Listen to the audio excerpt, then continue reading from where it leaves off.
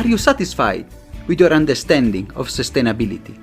If you are not, imagine a journey together, a pluralistic one, with academia, innovators, startups, NGOs, all looking for solutions to the greatest challenge of our time.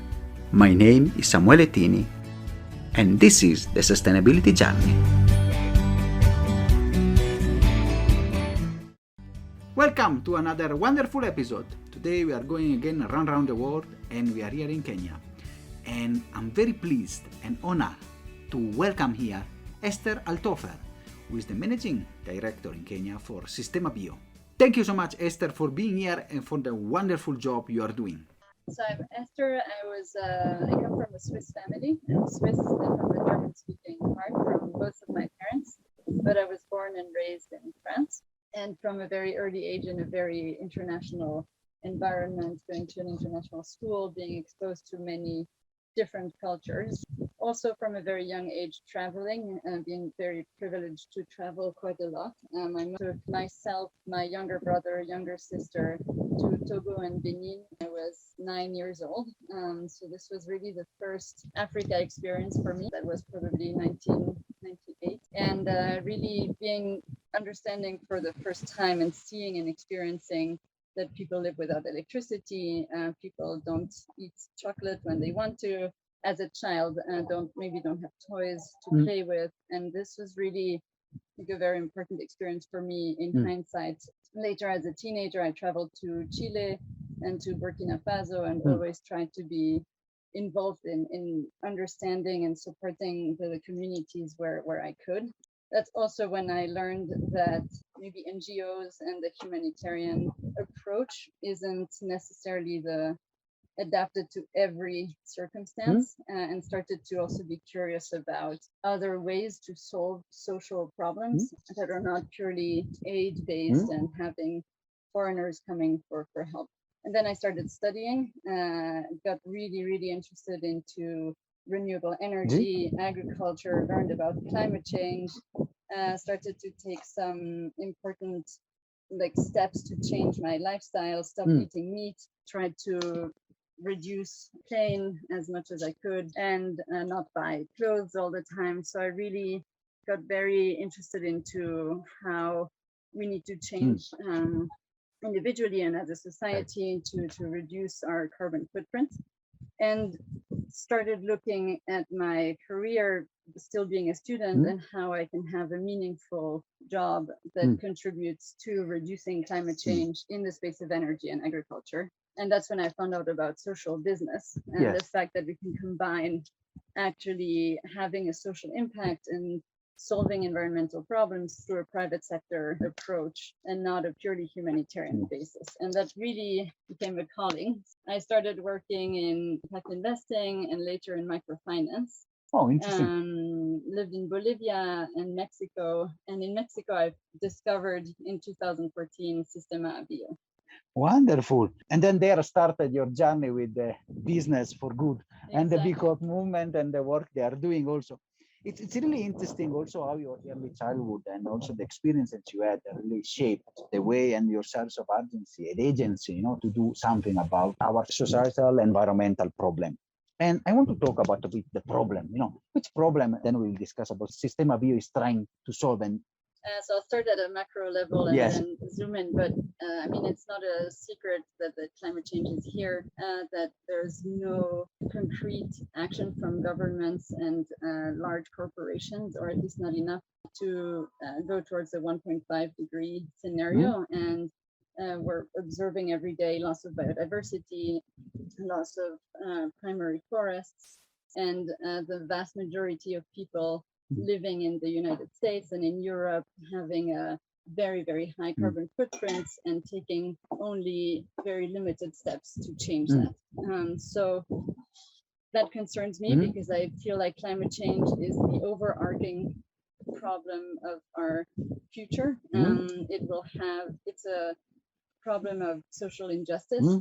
What developed countries and privileged people, their behavior is affecting people every day in developing countries. We see in Kenya droughts, we see flooding, The lake we're looking at has been flooded. The farmers around it are waiting for rain, which has been delayed.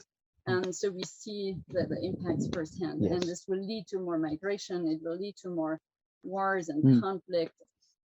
And smallholder farmers, talking about Kenya, but also many other countries, traditionally cook with firewood, with charcoal, with LP gas, which are all very unsustainable cooking fuels from an environmental perspective, but also extremely costly. Yes. The cost of LP gas is at an all-time high in Kenya. And this all contributes to an expensive and unsustainable way of producing Yes. food. It's really interesting, your analysis, because it's really tackling all the holistically the situation and also the challenges that especially at the smallholder farmers. And then now it comes the Systema.bio, how you are tackling holistically this problem. I mean, I'm incredibly passionate about Systema.bio.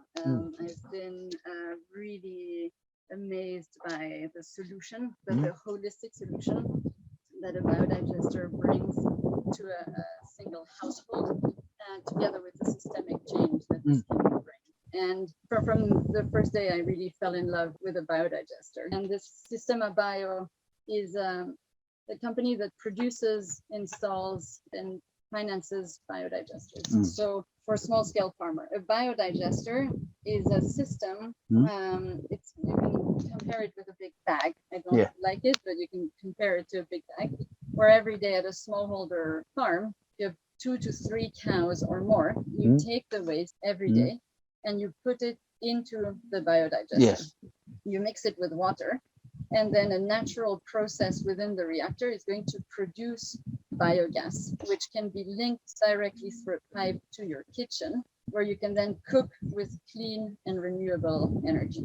On the other side will come out biofertilizer, which is a liquid organic fertilizer that can be applied directly to your crops and has been proven to drastically increase the yield of the crops through better soil nutrition, and can eliminate or at least strongly reduce the need for chemical fertilizer. It is very interesting, and it's really an holistic solution that solves the problems of energy. I want to ask, what is the history of Systema.bio and your business model?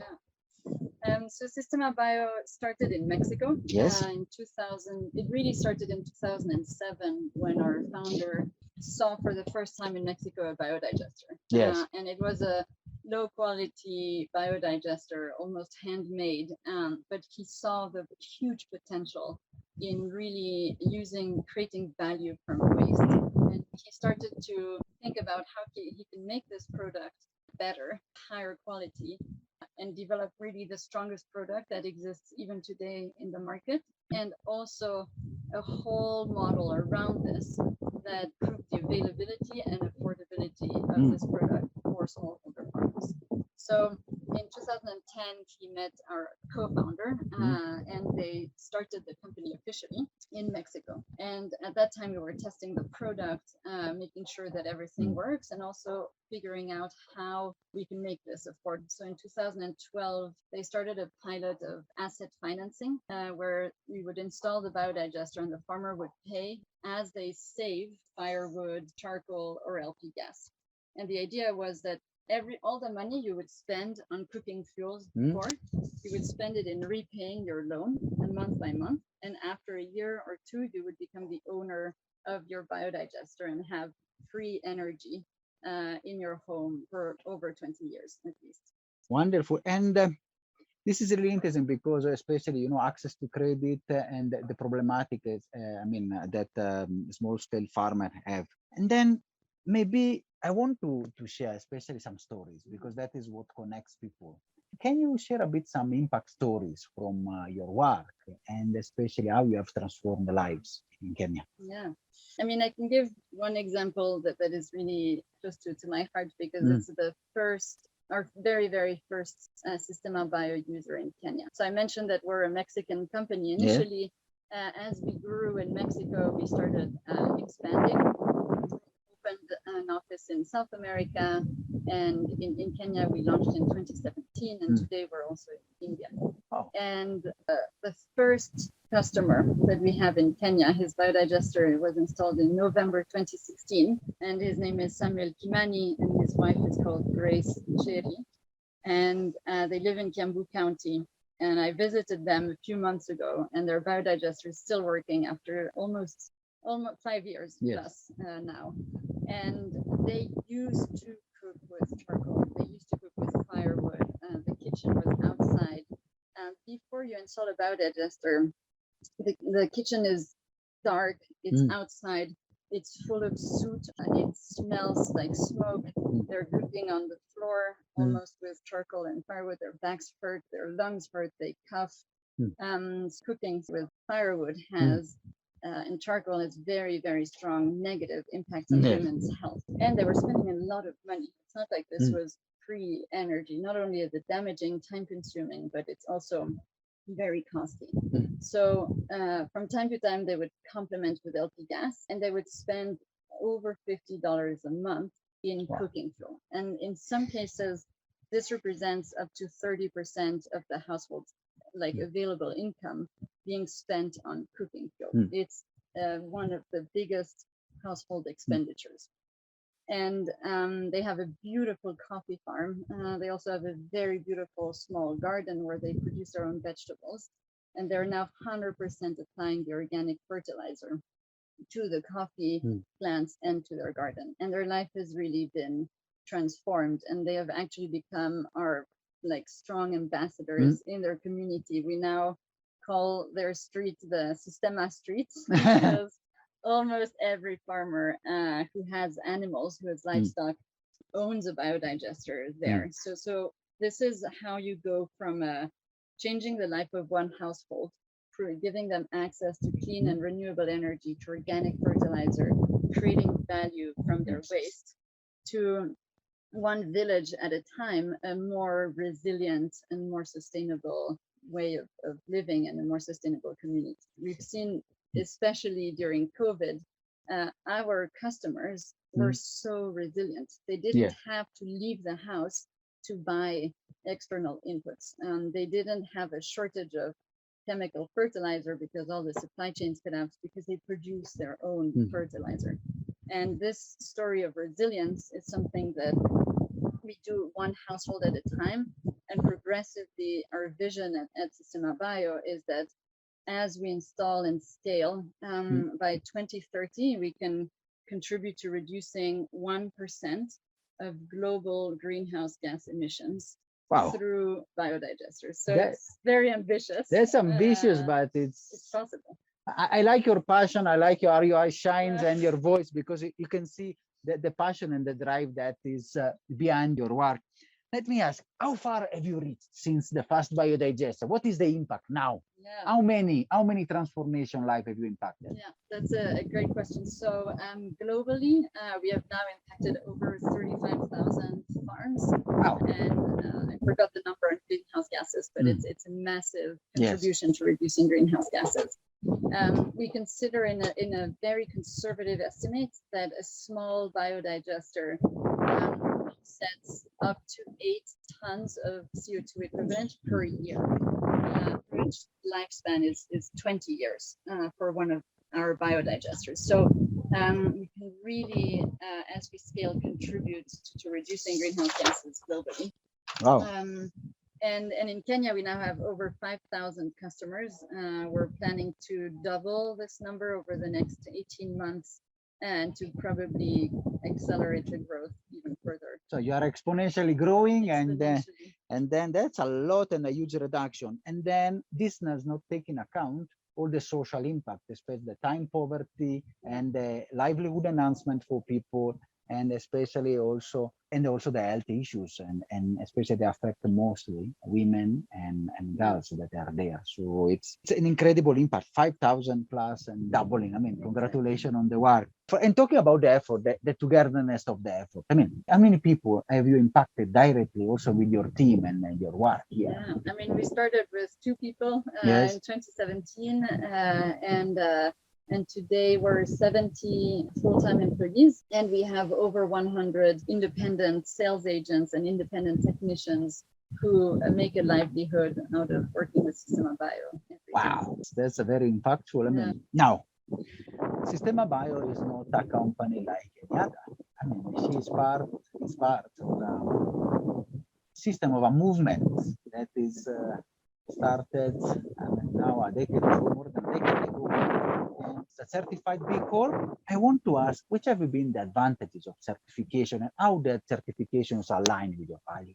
Yeah, I think for us, I actually initiated the certification of B Corp in 2016 because I thought it was really important to be part of a larger movement that advocates for a change in business as usual and taking into account social and environmental impacts in our way of doing business. Since Systema.bio has such a strong social and environmental core, it ended up being more of a validation and external approval for us because all of our employees, or 90% of our employees, come from rural communities. Our product has a direct impact on reducing poverty, protecting the environment. So everything we do is so focused already on social and environmental impacts, but it's been really helpful to join a global movement and to have this validation, to be a B Corp and to help continue to influence that it is possible to combine social and environmental impacts with a profitable business model, which is what we're working on at Systema.bio. Wonderful. And it really touched, the validation. You were already, let us say, a proto B Corp, already a social enterprises, and then you validate it. And I can say also it's a matter of recognition and pride, I mean, to be certified and to have the B. You have said that you have grown to 70 employees. And then, of course, one of the tenets also for the certification, also the diversity, the inclusion, and especially I'm very proud also to see, a woman CEO, a woman director, which is it's changing, but it's not still the common thing to think, especially in our country. So how do you foster, especially in your context, the next generation of leader in the biogas, and especially women? I mean, I really care a lot about women empowerment at all levels. And at Systema.bio, I'm lucky in a sense to have a man CEO, Alex Eaton, who really cares a lot about gender balance and gender equity. And this is something that has really helped us in general. In my case, I have really focused on developing women leaders in my team. In the leadership team, we're 4 women out of 5 women out of 7 leadership team members, which is something I didn't do it on purpose. And at some point, my team asked me to hire a man because we didn't have enough diversity. So I did, and we now have 2 men as well. But it's really, really exciting for me to see women grow as leaders within Systema.bio. We have great examples. One of my colleagues started as a cleaning lady, then became in charge of administration, and is now our operations officer in charge of all of our fleet of cars and many other works. And this is something that we care about at Systema.bio in general, but I think I care about it a bit more than average. And of course, I always want to have diversity. So it's not only women at all costs, but it's really about recognizing that it is harder for women, and especially in rural contexts or other contexts, to become leaders, and giving them an enabling environment and empowering them, challenging them. A local Kenyan woman replaced me one day when it's the right time for me to move to the next one. To the next challenge, to the next country, which is interesting, and I really like your passion and the work there, especially for the context, especially it's difficult, as you said, for women to emerge, and so the chances that you offer are really crucial to foster the next generation. And then we are approaching the end, and you already said a lot. I mean, I can see now you're part of the change makers, really supporting the communities also around, and you're also overlooking important water towers. I want to ask you, which is your call to action for the audience? Yeah, I would like to send two different calls Yeah. to action. I think for anyone who is listening to us from a developed country in Europe or in the United States, or, my call to action is that future generations are counting on us, on this exact generation right now, to drastically change our lifestyle, to contribute to a more sober, happier society that emits less greenhouse gases. So my call to action is calculate your carbon footprint. Today in France, where I come from, CO2 per CO2 equivalent per year per person, and where we need to reach our behaviors, and of course the richest people are the ones with the highest carbon. So really to reduce our personal carbon. In developing countries, I joined a climate strike 2 years ago in Nairobi, organized by Fridays for Future, and they were very young people between 18 and 25 who were asking for climate justice. And I really urge any person in developing countries to continue to challenge the whole society, their governments, but also decision makers in European countries and to always challenge leaders and go to the streets and do whatever you need to do to create empathy between people who don't want to live. And this is where I really believe change will come from, is by creating empathy between people and realizing that we're all one, and all we want to do is be happy and live on a healthy planet and have happy children and grandchildren. And I think if we can achieve that in our day-to-day, wherever we live on the planet, that would be a big achievement. Thank you so much, Esther. This is wonderful. I think the togetherness and the fact that we are all now faced by, in the next decade, the choices we'll make at every level, they are the ones that will impact not just our generation, but the generation that will come in the future and the survival of our planet. Thank you so much, Esther. It was a real pleasure to have you. And I'm sure maybe in 18 months we'll come to see if you've reached the 10,000 or even above. Thank you so much. It was a great pleasure. Thank you. Are you satisfied after this wonderful episode? Let's continue together our sustainability journey.